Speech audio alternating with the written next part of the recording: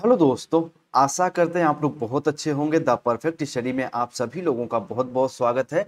CTET की class चल रही है और हम लोग सीडीपी के पोर्शन को डिस्कस कर रहे हैं, यानी बाल विकास स्पेशल की क्लास चल रही है। और जो मैं आपको सिलेबस लिखवाया हूं उस सिलेबस के अकॉर्डिंग आज की इस क्लास में हम लोग चैप्टर नंबर 13 को डिस्कस करेंगे, जिसका नाम क्या है तो इंडिविजुअल डिफरेंस, यानी व्यक्तिगत विभिन्नता को हम लोग बिल्कुल बेसिक से समझेंगे। और इससे रिलेटेड जितने भी एमसीक्यू बन सकते हैं लास्ट में हम लोग उन एमसीक्यू को भी अच्छे से समझेंगे। तो पूरी क्लास को बहुत बेहतर रूप में देखेगा। इसके पहले भी 12 क्लास हो चुकी हैं सीडीपी की। यदि आप उन क्लासेस को नहीं देखे हैं तो द परफेक्ट स्टडी के प्लेलिस्ट वाले ऑप्शन में जाके एक एक क्लास को बिल्कुल धैर्य से, बिल्कुल शांति से आप कवर कर सकते हैं। ठीक है, चलिए। और हाँ, सीडीपी में 3 मनोवैज्ञानिक वेरी वेरी इंपॉर्टेंट है। सबसे पहले कोहलबर्ग, उसके बाद जीन पियाजे और लेव वाइगोस्की।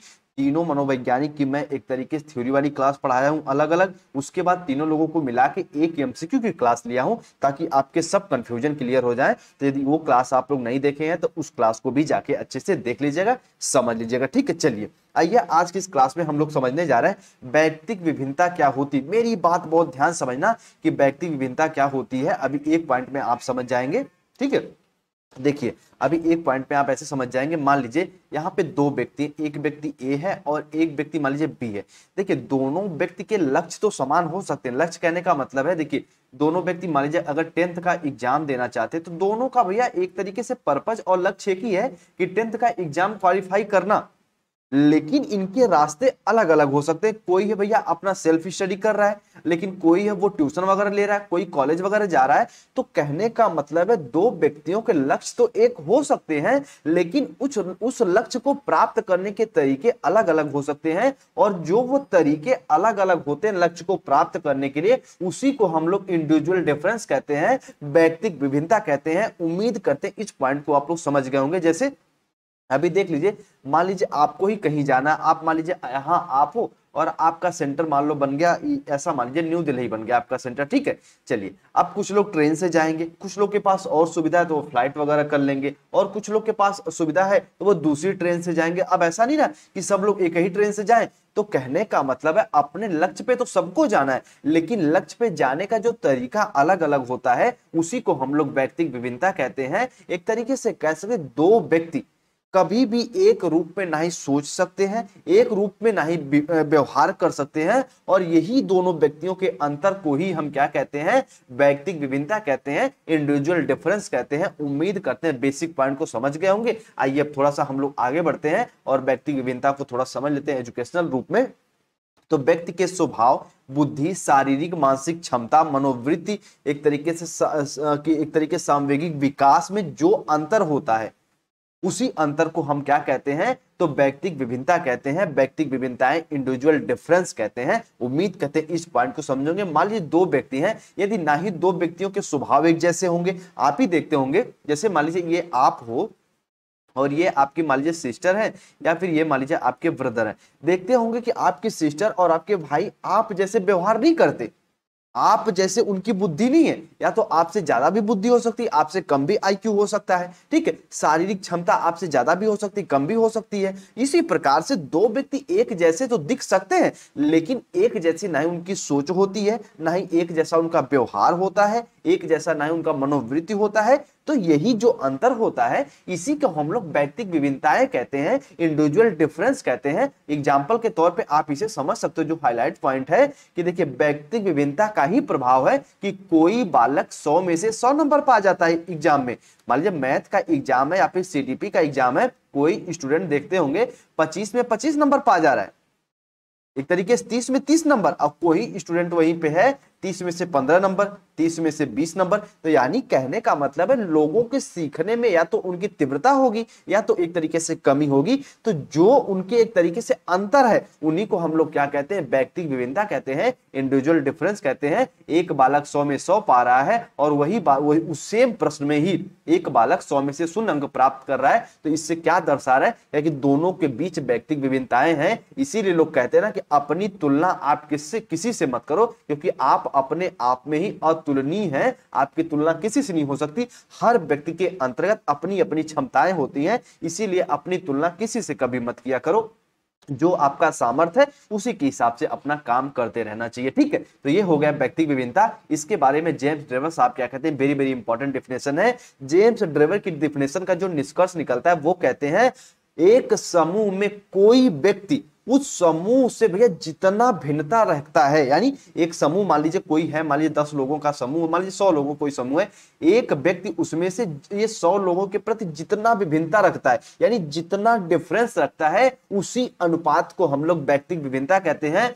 कोई व्यक्ति अपने समूह के शारीरिक व मानसिक गुणों के औसत से जितनी भिन्नता रखता है उसे व्यक्तिगत विभिन्नता कहते हैं। यानी 100 व्यक्ति हैं, उसमें से अब ऐसा नहीं कि 100 व्यक्ति की मानसिक क्षमता एक ही जैसी हो, 100 व्यक्ति की बुद्धि एक ही हो, 100 व्यक्ति का व्यवहार एक ही हो, नहीं, उनमें जो अंतर होता है, ग्रुप में जो अंतर होता है, उन्हीं को हम क्या कहते हैं, इंडिविजुअल डिफरेंस कहते हैं। एक तरीके से व्यक्तिगत विभिन्नता कहते हैं, व्यक्तिगत विभिन्नताएं कहते हैं। उम्मीद करते हैं इस पॉइंट को समझ गए होंगे। छोटी सी टॉपिक है, यहां से भी क्वेश्चन बनता है तो समझते हुए रहिएगा। अब बात आती है कि सर व्यक्तिगत विभिन्नता के कितने प्रकार होते हैं, तो हम एक तरीके से कुछ एक मानदंड बनाते हैं, उन पे सबसे फर्स्ट आधार हम लोग कहते हैं कि व्यक्तित्व विभिन्नता, यानी जो आपका टाइप्स ऑफ इंडिविजुअल डिफरेंस है उसमें आप व्यक्तित्व विभिन्नता में क्या कहते हैं, कोई भी बालक हो, कोई भी दुनिया का बालक हो या फिर दुनिया का कोई भी व्यक्ति हो, वो एक जैसा व्यवहार नहीं कर सकता।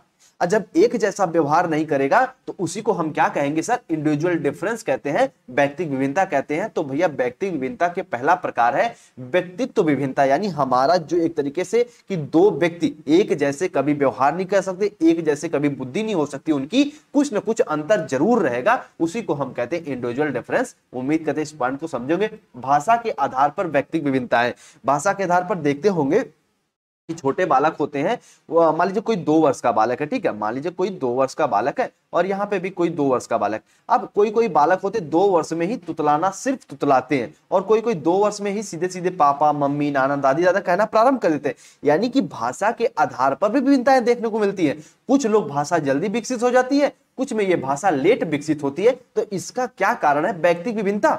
देखो ध्यान समझना, कुछ लोग क्या कहते हैं ना, अगर कोई बालक भाषा लेट सीखता है, मान लीजिए कोई एक बालक है छोटा सा, भाषा लेट सीख रहा है, तो लोग कहते हैं इसमें एक तरीके से ये बालक ठीक नहीं है, ये बालक स्वस्थ नहीं है। ऐसी कोई बात नहीं है, बालक की अपनी अपनी क्षमताएं होती हैं। कोई बालक 2 वर्ष में बोलना प्रारंभ कर दिया, कोई बालक 3 वर्ष में बोलेगा, तो इसमें बालक की कोई कमी नहीं है। उसकी एक तरीके से व्यक्तिगत विभिन्नता को दर्शा रहा है कि 2 बालक एक जैसे नहीं होते। तो भाषा के आधार पर भी व्यक्तिगत विभिन्नता होती है। उसके बाद अगला पॉइंट इंपॉर्टेंट है ये भी कि एक तरीके से जाति के आधार पर जाति संबंधी विभिन्नताएं, ये भी इंपॉर्टेंट है, इसे भी समझ लीजिए एक बार कि जाति के आधार पर संबंधी विभिन्नताएं क्या होती हैं, कि जाति या नस्ली की संबंधी विभिन्नताएं भी पाई जाती हैं, लेकिन इन्हें पूर्वाग्रह या रूढ़ियों तथा नकारात्मक मनोवृत्तियों से दूर रखकर सोचना चाहिए। अब ऐसा नहीं कि आप मान लीजिए उच्च जाति के कहलाते हैं तो आपकी बुद्धि अलग होगी, निम्न जाति की बुद्धि अलग होगी। अगर इन्हें आप रूढ़ियों या पूर्वाग्रह से जोड़ के ना देखें तो कुछ लोग ऐसे होते हैं, जैसे अभी देखते होंगे आदिवासी वगैरह, उनका एक तरीके से डेवलपमेंट नहीं हो पाता है, तो बुद्धि उतना विकसित नहीं हो पाती। और एक तरीके से कोई शहरी व्यक्ति है, अब मान लीजिए कोई अंडमान निकोबार के जंगल में कोई रह रहा है और कोई एक दिल्ली के शहर में रह रहा है, तो दोनों में व्यक्तिगत विभिन्नताएं होंगी ना, दोनों के व्यवहार में डिफरेंट होगा ना, क्योंकि उनकी जाति संबंधी विभिन्नताएं हैं, उनका कल्चर, उनका धर्म अलग है, एक तरीके से सोचने विचारने की क्षमता अलग है। तो जाति संबंधी विभिन्नताएं भी होती हैं, इतना भी इसके बारे में आप सभी जानते रहिएगा। अब अगला इंपॉर्टेंट पॉइंट है कि भैया लिंग के आधार पर व्यक्ति विभिन्नताएं कैसे होती हैं। इस पॉइंट को भी आप लोग समझ लीजिए कि लिंग के आधार पर व्यक्ति विभिन्नताएं कैसे होती हैं। आप देखते होंगे पुरुष का शारीरिक गठन स्त्रियों की अपेक्षा अलग होते हैं। हम ये नहीं कहते मजबूत होते, क्योंकि बहुत सी स्त्रियां ऐसी हैं जो कई पुरुषों को एक साथ भैया गिरा सकती हैं। ठीक, अभी आप चलिए सीआरपीएफ वगैरह में जो स्त्रियां हैं, जो बहन बेटियां हैं, वो एक आम लड़के, आम एक नागरिक से अपेक्षा बहुत ज्यादा दृढ़ है। लेकिन देखते होंगे कि पुरुषों का शारीरिक गठन अलग है, स्त्रियों का अलग है। तो एक तरीके से कह सकते हैं कि जेंडर के आधार पर भी व्यक्ति विभिन्नता दिखाई पड़ती है, और जो जेंडर के आधार पर, जो शरीर के आधार पर विभिन्नता दिखाई देती है, वो कोई गलत काम नहीं, वो एक तरीके से वो व्यक्ति विभिन्नता को दिखाता है। तो 4th पॉइंट इंपॉर्टेंट है। उसी के साथ साथ समुदाय के आधार पर विभिन्नता आप देखते होंगे, मान लीजिए कोई समुदाय ए है, कोई समुदाय बी है। अब समुदाय ए का अलग कल्चर है, इनका अलग मान्यता है, समुदाय बी का अलग मान्यता, अलग कल्चर है। तो समुदाय के आधार पर भी हम कह सकते हैं एक तरीके से कि समुदाय के आधार पर भी व्यक्तिगत विभिन्नता देखने को मिलता है, इंडिविजुअल डिफरेंस देखने को मिलता है। अब note point very very important है। इन सब के अलावा शारीरिक, मानसिक, एक तरीके से सांवेगिक आदि के आधार पर भी व्यक्तिगत विभिन्नता पाई जाती है। शारीरिक आधार पर हम अभी ऊपर बताएं कि जो गठन होता है स्त्री पुरुष का, उसके आधार पर भी हम व्यक्तिगत विभिन्नता देखते हैं। मानसिक, कोई पढ़ने में बहुत ज्यादा तेज है, कोई कम है, उसके आधार पर भी कोई बहुत ज्यादा चिड़चिड़ा होता है, कोई बहुत ज्यादा शांत स्वभाव का होता है। तो एक तरीके से सामवेगिक रूप से भी एक तरीके से कि व्यक्ति विभिन्नता देखने को मिलती है। इन सब पॉइंटों को जानते रहेगा। अब व्यक्ति विभिन्नता के कुछ कारण होते हैं। सबसे पहले एग्जाम में पूछता भी है कि व्यक्ति विभिन्नता का प्रारंभिक कारण क्या हो सकता है? अनुवांशिक। माता पिता का जैसे भैया शारीरिक एक संरचना रहती है, एक तरीके से उसी प्रकार के बच्चों में भी आती है। तो अनुवांशिकता भी व्यक्ति विभिन्नता को दर्शाता है। वातावरण, इन्वायरमेंट, आपके आसपास पास पड़ोस के लोग भी व्यक्ति विभिन्नता को प्रभावित करते हैं। जिस माहौल में आप रहेंगे उसी प्रकार का आपका व्यक्तित्व डेवलपमेंट होगा। आर्थिक स्थिति, अगर आपकी आर्थिक स्थिति अच्छी है, परिवार की आर्थिक स्थिति अच्छी है, तो आपका डेवलपमेंट अच्छा होगा। आर्थिक स्थिति को शिक्षा से जोड़ लीजिए कि आर्थिक स्थिति अगर अच्छी रहेगी तो शिक्षा अच्छे से प्राप्त करेंगे, तो आपका एक तरीके से व्यक्तित्व अलग होगा। कोई व्यक्ति अशिक्षित है, उसका व्यक्तित्व अलग होगा। शिक्षा तो प्रभावित करता ही करता है। कोई व्यक्ति शिक्षित है तो उसका व्यक्तित्व अलग, कोई अशिक्षित है उसका व्यक्तित्व अलग। उसके बाद परिपक्वता प्रजाति, आप सभी को पता है, जैसे हम कह सकते हैं मनुष्य परिपक्व है, लेकिन एक जानवर परिपक्व नहीं होता, तो दोनों में अंतर होता है। राष्ट्रीयता, हाँ बिल्कुल बात बताए, जैसे भारतीय राष्ट्रीयता का कोई व्यक्ति है तो इसका व्यक्तित्व अलग, कोई अदर कंट्री का उसका व्यक्तित्व अलग। तो राष्ट्रीयता भी व्यक्ति एक तरीके से उसको प्रभावित करती है, इंडिविजुअल डिफरेंस को। लिंग, आयु और बुद्धि तो आप सबको पता है कि ये तीनों प्रभावित करते हैं। अभी ऊपर मैंने बताया कि आयु के आधार पर, अब मान लीजिए कोई 2 वर्ष का बालक है, कोई 4 वर्ष का बालक, दोनों में अंतर है ना, तो जो अंतर है उसी को हम लोग व्यक्ति विभिन्नता कहते हैं। लिंग के आधार पर स्त्री पुरुष का एक तरीके से सोचने, बोलने, रहने का जो तरीका होता है अलग अलग होता है, तो हम कह सकते हैं व्यक्ति विभिन्नता ये भी होती है। बुद्धि, यानी हम आईक्यू से जोड़ के देखें तो कह सकते हैं कि भैया किसी किसी व्यक्ति की बुद्धि जो होती है, एक तरीके से आईक्यू जो होता है वो 120 के प्लस होता है, किसी किसी का 90 के नीचे, किसी के 70 के नीचे। तो एक तरीके से इनमें व्यक्ति विभिन्नताएं होती है। अधिगम और विचार, कोई व्यक्ति जल्दी सीख लेता है, कोई व्यक्ति बहुत लेट सीखता है। अब मुझे क्लास में अगर हम आपको बता दिए क बनाना, अब एज ए टीचर हम बता दिए बच्चे क बनाओ, कोई स्टूडेंट तुरंत क बना लिया, कोई स्टूडेंट सिर्फ इतना बना रहा है, कोई स्टूडेंट सिर्फ इतना बना रहा है, कोई स्टूडेंट इतना बना रहा है। तो यानी व्यक्ति विभिन्नता को दर्शा रहा है। विचार, आप सबको पता है अच्छे विचारक जो होते हैं उनकी बुद्धि लब्धि ज्यादा होती है, जो थोड़ा सा विचार कम कर पाते हैं उनकी बुद्धि लब्धि कम होती है। तो विचार भी एक तरीके से प्रभावित करते हैं। और स्वास्थ्य, संस्कृति, धर्म, रुचि, अभी क्षमता, ये सब जो कि एक तरीके से व्यक्तिगत विभिन्नता को प्रभावित करती हैं। अब हम इसके एमसीक्यू को समझेंगे उसके पहले मैं एक पॉइंट बता दूं। देखिए, व्यक्तिगत विभिन्नता को जो प्रभावित करते हैं तो वो अनुवांशिकता भी प्रभावित करती है, वातावरण भी प्रभावित करता है, और मुख्य रूप से शिक्षा भी प्रभावित करती है, और अधिगम और विचार भी प्रभावित करते हैं। यहाँ से क्वेश्चन भी आता है। और एक बार मैं पहले बता देता हूं, मेरी बात ध्यान समझना कि व्यक्तिगत विभिन्नता होती क्या है। एक बार मैं इसको बताना चाहूंगा, देखो ध्यान से मेरी बात को समझिएगा। व्यक्तिगत विभिन्नता क्या होती, तो हम कह सकते हैं कि जैसे मान लीजिए ये आप हो और ये हम है, ये मैं हूं, ठीक है। मैं कह दिया कि बच्चे आप सुबह के 4 बजे डेली सो के उठ जाया करो। आप कहोगे सर जी बात तो सही है, लेकिन हम जो कि 3 बजे तक रात में पढ़ते ही हैं, तो 4 बजे कैसे उठ जाएं? यानी हमारे और आपके विचार में अंतर है, और इसी अंतर को क्या कहते हैं? इंडिविजुअल डिफरेंस, व्यक्तिगत विभिन्नता। ठीक, जैसे मान लीजिए पापा आपके बोले कि अंतर, एक तरीके से अंतर जाति में विवाह मत करो, आप कह रहे हो मैं अंतर जाति में विवाह ही करूंगा, यानी मेरी जात के अलग जाति है मैं उसमें विवाह करूंगा। यानी आपके और आपके पिताजी के विचार में अंतर है, और इसी अंतर को क्या कहेंगे? व्यक्तिगत विभिन्नता, इंडिविजुअल डिफरेंस। ठीक, तो व्यक्तिगत विभिन्नता को कंफ्यूज मत होना, यानी किसी की रुचि, अगर किसी के विचार, किसी के थॉट, किसी के लर्निंग प्रोसेस, लर्निंग पावर अगर आपसे डिफरेंट है, तो क्यों डिफरेंट है? क्योंकि उसके अंतर्गत व्यक्तिगत विभिन्नता है। दुनिया का 2 प्राणी एक जैसे डेवलपमेंट हो सकता है। वृद्धि का जो दर होता है, एक तरीके से हम कहते हैं विकास जो होता है, मान लीजिए बॉडी का विकास तो एक समय में ही होगा, लेकिन उनका दर, उनका रेट अलग अलग होता है। तो क्यों, किसके कारण होता है? तो व्यक्तिगत विभिन्नता के कारण होता है, इंडिविजुअल डिफरेंस के कारण होता है। अब देखिए, अगर मान लीजिए कोई अमेरिका, मान लीजिए ये अमेरिकन कंट्री है और ये हमारा प्यारा भारत है, और भारत मान लीजिए दोनों, मान लीजिए कि एक तरीके से ये मान के चलिए कि जून में कोई बालक जन्म लिया और अगले जून जुलाई में 1 महीने का हो जाएगा। उसी प्रकार जो भारत में जून में जन्म लिया, अगले महीने जुलाई में भी 1 महीने का बालक हो जाएगा। लेकिन 1 महीने का बालक डेवलपमेंट तो हो गया, लेकिन उनके विचार, उनके बढ़ने की क्षमता, बढ़ने के तरीके, बॉडी में एक तरीके से गठन की क्षमता अलग अलग होती है। कोई कोई अमेरिकन बालक है वो कुछ चीजें जल्दी सीखेगा, भारत का बालक है वो कुछ चीजें जल्दी सीखेगा, जो बालक भारत का सीख पाएगा वो अमेरिकन नहीं सीख पाएगा। तो यानी कुछ दोनों में अंतर है और इसी अंतर को हम इंडिविजुअल डिफरेंस कहते हैं, व्यक्तिगत विभिन्नताएं कहते हैं। उम्मीद करते हैं इतना पॉइंट को समझेंगे। आइए अब कुछ हम लोग एमसीक्यू को समझ लेते हैं, उसके बाद क्लास को ऑफ कर देंगे, ठीक है। चलिए आइए, फर्स्ट एमसीक्यू आपकी स्क्रीन पर है, खूब बेहतर रूप में समझना। सीटेट के प्रीवियस ईयर में आया हुआ क्वेश्चन है ये, सीटेट के प्रीवियस ईयर में आया हुआ क्वेश्चन है ये, खूब अच्छे से समझना इसको कि व्यक्तिगत विभिन्नताओं का प्राथमिक कारण क्या है। प्राथमिक कारण पूछ रहा है। अभी मैं प्राथमिक कारण आपको बताया कि अनुवांशिकता, ठीक, अभी ऊपर मैंने डिस्कस किया था, तो लोगों के द्वारा माता पिता से प्राप्त अनुवांशिक संकेत, ये व्यक्ति विभिन्नता को एक तरीके से प्राथमिक कारण है। या जन्मजात विशेषताएं, पर्यावरणीय प्रभाव, अनुवांशिक और पर्यावरण के बीच जटिल पारस्परिक क्रिया। यहां पे सिर्फ पूछ रहा है प्राथमिक कारण क्या है व्यक्तिगत विभिन्नताओं का, तो भैया माता पिता से प्राप्त अनुवांशिक संकेत, A for America. Previous year में आया हुआ क्वेश्चन है और ऐसे क्वेश्चन देखने को मिलते हैं। सिर्फ अंतर करिए, प्राथमिक कारण यानी बच्चा जन्म लिया तो किससे प्रभावित रहता है, तो माता पिता से, माता पिता के अनुवांशिक गुणों से, ठीक, यानी हेरिडिटी से प्रभावित रहता है। तो फर्स्ट ऑप्शन इज राइट, ठीक है। आइए अगले प्रश्न में चलो। अगला प्रश्न बड़ा इंपॉर्टेंट प्रश्न है, प्यारा सा प्रश्न है कि विकास में व्यक्तिगत विभिन्नताओं को समझने के लिए क्या महत्वपूर्ण है। वेरी वेरी इंपॉर्टेंट क्वेश्चन है, ध्यान समझेंगे तभी समझ पाएंगे। चारों के चारों ऑप्शन सही दिखेंगे आपको। पर्यावरणीय कारकों पर विचार करना जो लोगों को प्रभावित करते, बात बिल्कुल सही है।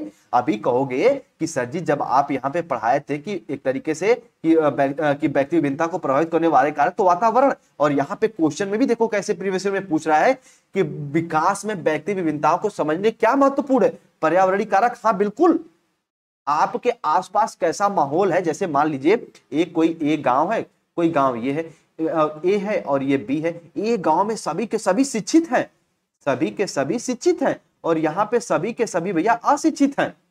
आप देखेंगे ए गांव का जो कि बालक होगा वो सभ्य होगा, पढ़ा लिखा होगा, आगे एक तरीके से बढ़ने के लिए प्रेरित होगा। जो बी वाला गांव है इसके लोग अगर पढ़े लिखे नहीं है तो इसको भी पढ़ाई से रोकेंगे।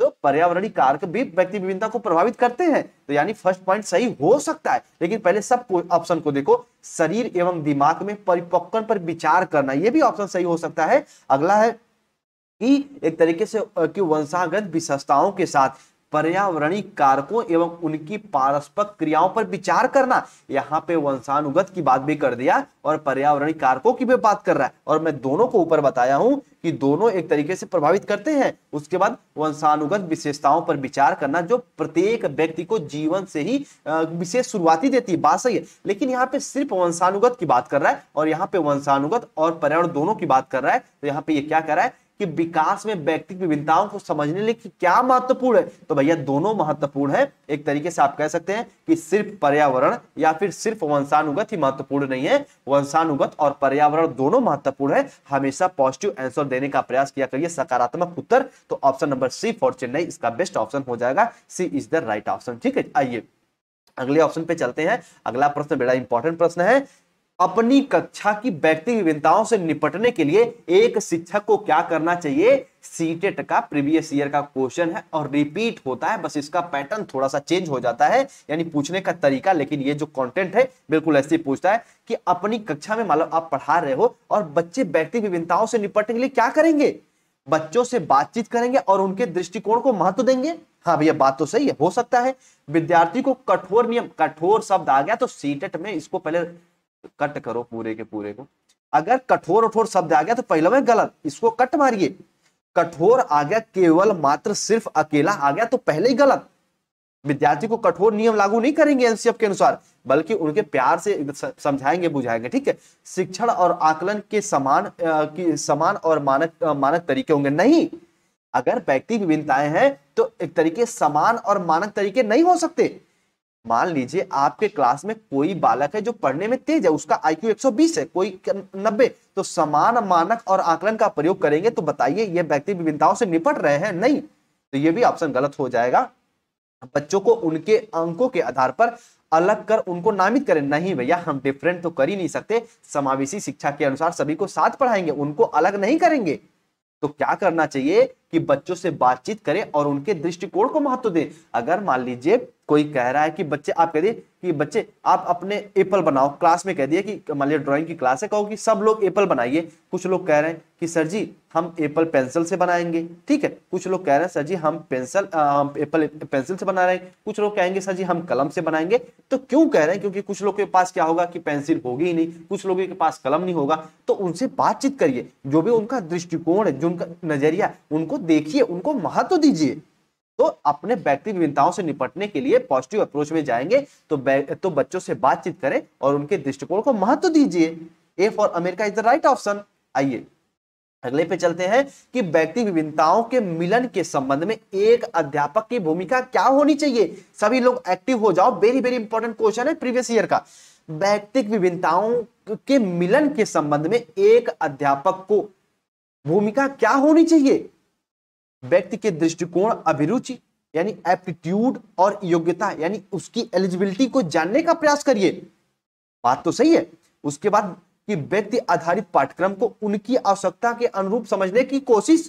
जिस प्रकार का यहाँ पे व्यक्ति को, ये व्यक्ति मत समझा करो, यहाँ पे बालक या फिर यहाँ पे बालिका यानी छात्र एक तरीके छात्रा समझा करिए, ठीक है। लेकिन क्वेश्चन में व्यक्ति ही कहता है। तो कहने का मतलब है अगर व्यक्ति विभिन्नता के मिलन के संबंध में एक अध्यापक की भूमिका होनी चाहिए कि आप बच्चों को समझने का प्रयास करिए, उनकी रुचियों के अनुसार पढ़ाइए, जिस प्रकार का उनकी क्षमता उसी प्रकार के पाठ्यक्रम के अनुसार पढ़ाइए। इसीलिए तो क्लास में अध्यापक होते हैं। यानी उपरोक्त दोनों के द्वारा आप पढ़ाइए, यानी पाठ्यक्रम वैसा उपयोग करिए जो बालक की क्षमता के अनुरूप हो, उसके साथ साथ उसके दृष्टिकोण, उसके अभिरुचि, उसके एप्टीट्यूड, उसके एलिजिबिलिटी, उसकी योग्यता के अनुसार ही उसको पढ़ाइए, उसको जानने का प्रयास करिए। यानी सी फॉर चेन्नई इसका बेस्ट ऑप्शन हो जाएगा। आइए अगले प्रश्न पे चलते हैं। अगला प्रश्न ही वेरी वेरी इंपॉर्टेंट प्रश्न है कि व्यक्तिगत शिक्षार्थी एक दूसरे से क्या होते हैं, एक दूसरे से किसमें भिन्न होते हैं। यहां पे आप कह सकते हैं किसमें भिन्न होते हैं, बताइए तो। विकास की दर में, जब मैं प्रिंसिपल्स ऑफ डेवलपमेंट पढ़ाया था तो बताया था ये चीजें। देखो क्वेश्चन कैसे रिपीट होता है कि व्यक्तिगत शिक्षार्थी एक दूसरे से किसमें भिन्न होते हैं? विकास की दर में, विकास के क्रम में, उसके साथ साथ आप कह सकते हैं विकास की सामान्य क्षमता में, या फिर वृद्धि एवं विकास के सिद्धांतों में। आपको सबको पता है विकास क्रम में क्यों नहीं होंगे। मैं ऊपर एग्जांपल बताया अभी आपको कि मान लीजिए कोई अमेरिकन है, कोई इंडियन है, दोनों का विकास तो सेम होगा ना। पहले दोनों तुतलाएंगे ना, पापा कहेंगे ना, उसके बाद ही पापा कहेंगे। कहोगे बेटा बोलो नाना, मान लीजिए आपके घर आ गए मिठाई उठाई लेके, या फिर मामा आ गए, कहोगे बेटा नाना बोलो नाना, तो बालक पहले बोलो ना ना ना, तो उसके बाद कहेगा नाना। या फिर आप अमेरिका में चले जाओगे, मतलब ये भारतीय बालक नाना कहेंगे, और यहाँ पे अमेरिकन चले जाओगे तो वहां पे अपने लैंग्वेज में पहले तुतलाएंगे, तुतलाने के बाद थोड़ा सा हकलाएंगे, फिर उसके बाद शुद्ध भाषा का प्रयोग करेंगे। तो जो विकास का क्रम है वो तो सेम होगा, लेकिन दर, कोई कोई बालक 4 वर्ष तक तुतलाता ही रह जाएगा, लेकिन कोनो कोनो बालक भैया 2 वर्ष में शुद्ध भाषा का प्रयोग करने लगेंगे। यानी दोनों भाषा एक तरीके से व्यक्तिगत शिक्षार्थी एक दूसरे के विकास की दर में, रेट में, किसमें, दर को आप कह सकते हैं रेट सर, रेट में, लेकिन क्रम पैटर्न तो सेम होगा, रेट अलग अलग होता। A for America is the best option इसका हो जाएगा। समझ गए तो एक बार यस करिए कि हाँ सर इस क्वेश्चन को समझ गए हैं। रिपीट हुआ क्वेश्चन, यूपी टेट सीटेट में दोनों में क्वेश्चन पूछता है कि व्यक्तिगत शिक्षार्थी एक दूसरे से भिन्न होते हैं। अगर यहां पे व्यक्तिगत न करके सिर्फ इतना कह दे कि शिक्षार्थी या विद्यार्थी एक दूसरे से किसमें भिन्न होते हैं, तो विकास की दर में भिन्न होते हैं, ये ऑप्शन नहीं होगा। विकास की सामान्य क्षमता में तो नहीं होते, वृद्धि और विकास के सिद्धांतों में, या सिद्धांत की बात नहीं हो रहा है, बल्कि यहाँ पे क्रम और दर की बात हो रहा है। क्रम तो समान होगा लेकिन दर अलग अलग होता है, इसलिए A for America is the right option. आइए आगे बात करते हैं। अगला प्रश्न है कि प्रत्येक शिक्षार्थी स्वयं में विशिष्ट होते हैं। इसका अर्थ है कि सीटेट का क्वेश्चन है भैया, पेडागोजी यानी एक तरीके से कंप्रिहेंसिव टाइप क्वेश्चन है, समझने वाला प्रश्न है कि प्रत्येक विद्यार्थी स्वयं में विशिष्ट है।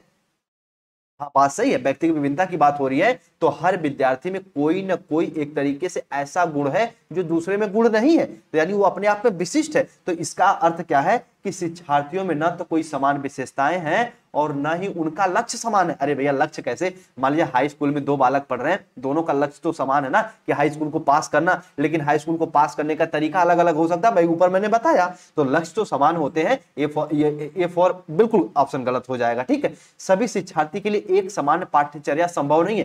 क्यों नहीं संभव भैया, क्लास में आप पढ़ा रहे हो, मान लीजिए कोई एक पोयम, वो तो सभी के लिए पोयम पोयम है ना, तो एक सामान्य पाठ्यचर्या तो हो सकती है, लेकिन एक सामान्य पढ़ाने की विधि अलग अलग हो सकती है, तो ये भी ऑप्शन गलत हो जाएगा। यानी प्रत्येक विद्यार्थी स्वयं में विशिष्ट है, इसका अर्थ क्या है? तो आइए बात करते हैं कि एक तरीके से विषम रूपी कक्षा में शिक्षार्थी की क्षमता को विकसित करना असंभव है। नहीं भैया, क्यों? अगर मान लीजिए कोई छात्र अविषम रूपी कक्षा में, कहने का मतलब है कि दो छात्र हैं, उनकी क्षमताएं अलग अलग हैं, लेकिन क्या बताइए उनका क्षमताओं को डेवलपमेंट नहीं किया जा सकता? बिल्कुल किया जा सकता है। अच्छे अगर टीचिंग स्टाइल पढ़ाओगे तो बिल्कुल डेवलपमेंट हो जाएंगे। अब हमारी क्लास में देख लीजिए, जितने भी गर्ल्स हैं, बॉयज हैं, यानी छात्र छात्राएं, कुछ लोग कम पढ़ने में, कुछ लोग ज्यादा पढ़ने में, लेकिन बीएड में अच्छे से पढ़ाई करके अच्छे परसेंटेज लाए, सीटेट में बढ़िया से जो मैं क्लास दे रहा हूँ क्लास पढ़ेंगे तो अच्छा एक तरीके से परफॉर्मेंस करेंगे। तो यानी शिक्षार्थियों की जो क्षमता है विद्यार्थियों को, उनको भी डेवलपमेंट किया जा सकता है अगर व्यक्ति विभिन्नताएं क्लास है तो भी। ठीक है, आइए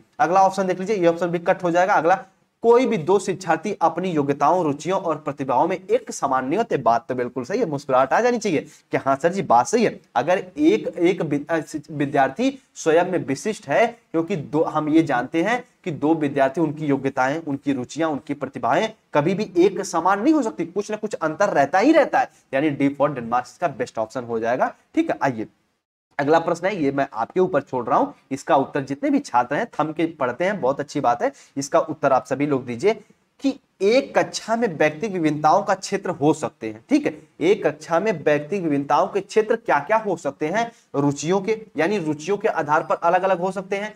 चरित्र के आधार पर देखते, कोई बालक बहुत ज्यादा मारपीट का होता है, कोई बालक बहुत शांत बैठ के सिर्फ मास्टर जी जो बोलते हैं वो सुनता रहता है। जैसे हमारी क्लास में देख लीजिए, कुछ लोग बिल्कुल शांति से पढ़ रहे होते हैं, कुछ लोग क्या होते हैं, आते हैं एक तरीके उड़न खटोला की तरह, कुछ भी एक दो शब्द बोलते हैं निकल जाते हैं। यानी चरित्र के आधार पर भी अलग होते हैं। और कुछ लोग बिल्कुल थम के पढ़ते हैं, जिसमें बहुत ऐसे स्टूडेंट हैं, अब तो इनका नाम भी याद हो गया है। और उसके बाद सीखने के, यहाँ पे बी ऑप्शन यहाँ पे रहेगा, तो सीखने में भी कोई बालक जल्दी सीखता है, कोई बालक लेट सीखता है, और ये सभी तो आपको सबको पता है, जब आ गया सभी तो सभी ये होगा।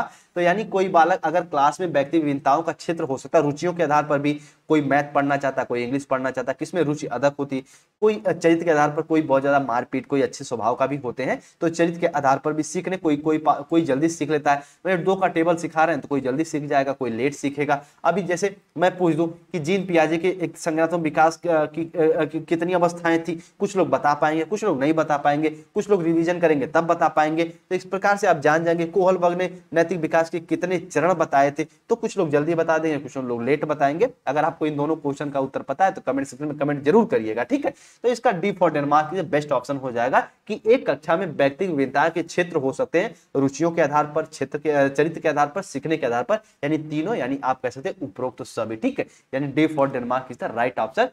आइए, व्यक्तिगत विभिन्नता आपकी क्लास समाप्त हो गई है और बेहतर रूप में क्लास को समझते रहिए। इसके बाद 3 इंपॉर्टेंट क्लास आने वाली हैं। एक तो हम लोग समझेंगे आरटीई, और एक हम लोग समझेंगे आपका भैया एनसीएफ, और एक हम लोग समझेंगे न्यू एजुकेशन पॉलिसी 2020। ठीक है, इतना तीनों क्लास वेरी वेरी इंपॉर्टेंट है, इनको बेहतर रूप में समझेंगे, एक एक क्लास को समझेंगे, उसमें एमसीक्यू को ज्यादा पोर्शन हम लोग कवर करेंगे और बेहतर रूप में हम लोग चीजों को समझते हुए कवर करेंगे। और मेरी बात बहुत ध्यान समझना, जो लोग कह रहे हैं अदर सब्जेक्ट्स कैसे सर कवर होगा, तो मैं कुछ बातें बता दूं आपको। देखो मेरी बात ध्यान समझना, जो हिंदी पेडागोजी बीएड में पढ़े हैं, सेम पेडागोजी उसमें भी पढ़ना रहता है, शिक्षण शास्त्र, सिर्फ अंतर इतना रहता है कि उसमें आपको एमसीक्यू करना रहता है, और वो मैं आपको कराऊंगा। 2 क्लास में लेके आऊंगा हिंदी पेडागोजी की, 2 पार्ट में सीटेट के अकॉर्डिंग, और दोनों में बिल्कुल अच्छे समझेंगे। उसके बाद एक क्लास लेके आऊंगा और जितने भी हिंदी पेडागोजी से क्वेश्चन बन सकते हैं उसमें हम लोग उसको समझेंगे 1 से 1.5 क्लास में। इसी प्रकार हम लोग पर्यावरण को भी समझेंगे। पर्यावरण में कुछ नहीं है, सिर्फ एनसीईआरटी का निष्कर्ष पढ़ना रहता है हमको, चिड़िया, कबूतर, घर पक्षी के बारे में, अभ्यारण्य के बारे में, नृत्य के बारे में, मानव कौन कौन से रोग हो सकते हैं उनके बारे में, फसल के बारे में, सब्जी के बारे में, इन सब चीजों को हम लोग पढ़ेंगे। थोड़ा सा स्टेट के बारे में जानते हैं, थोड़ी थोड़ी इंफॉर्मेशन वगैरह कि कौन से स्टेट किस लिए विशिष्ट है। ठीक है, तो वो सब चीजें पढ़ लेंगे। कंफ्यूज, परेशान बिल्कुल भी मत होना। एग्जाम के पहले पहले मैं आपको इतना प्रिपेयर कर दूंगा सीटेट एग्जाम के लिए कि आप सभी लोग अगर सही डायरेक्शन में पढ़ते गए तो 100% सीटेट एग्जाम क्वालिफाई करेंगे अच्छे मार्क्स का। और हाँ, प्रीवियस ईयर लेके प्रीवियस ईयर किसी भी पब्लिकेशन का लेके आप लोग बेहतर रूप में प्रैक्टिस भी करते रहिए, थोड़ा बहुत अपना भी एफर्ट लगाइए, ठीक है। चलिए मिलते हैं अपनी अगली क्लास में, तब तक अपना आप सभी लोग ख्याल रखिए। और हाँ, जो स्टूडेंट अभी तक सीटेट का नोट्स नहीं लिए हैं, जैसे बीएड में कंप्लीट नोट्स लेते थे, इस नंबर पे संपर्क करिए, बहुत नॉर्मल फीस है, उसमें आप लोग अच्छे से लेके अच्छे से पढ़ाई करिए, खूब मन लगा के, खूब बेहतरीन रूप से। मिलते हैं हम लोग अपनी अगली क्लास में किसी अन्य टॉपिक के साथ, यानी क्लास नंबर चैप्टर नंबर 14 को हम लोग डिस्कस करेंगे। तब तक आप सभी स्टूडेंट अपना ख्याल रखिए, अपने अपने परिवार का ख्याल रखिए, मम्मी पापा का नाम रोशन करते रहिए। सभी को जय हिंद, जय भारत।